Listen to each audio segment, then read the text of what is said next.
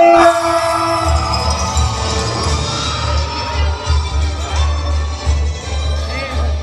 course, our next performer, hindi magpapatalo.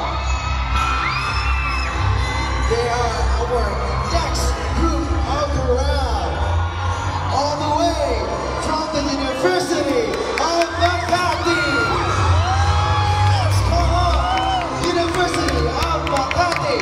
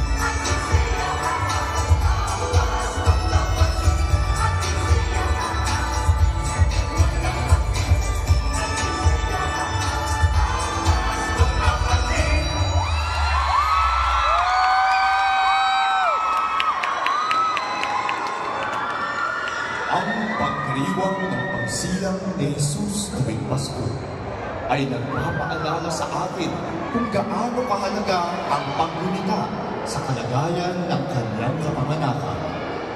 Ang anak ng Diyos ay pumarito sa lupa, isang sanggol na nababalot ng lambing at nakahiga sa isang saksama. Ipamalikan natin ito sa bawat sulok ng mundo. Umawit tayo ng mga himno, iinda ang ating pagpupuri, mag-alay sa Kanya, hindi ng mga magagarbong bagay, kundi ng simpleng ritmo ng ating pagkatao. Isigaw ang Kanyang pagsilang, ialay ang musikang nanggagaling sa ating puso, ipagdiwang ang pagsilang ng ating manunubos.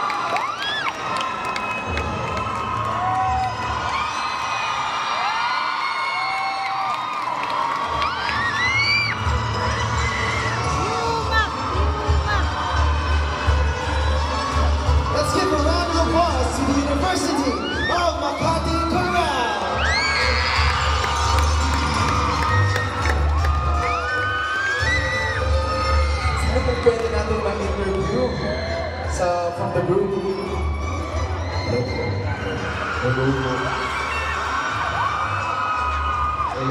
Hello po, hello po. Kumusta bro? How was the preparation from the elimination round to this day? Okay naman po, masaya naman po kami and ayun, medyo pagod na po ng prelims pero nung mga next week na po doon na po kami kumayod para mag-practice po para sa grand finals po. Dami mong fans ah. Hindi ba? Okay lang ba na have a special message for your fans na nandito ngayon? Para sa group, for the group. First of all po, thank you po.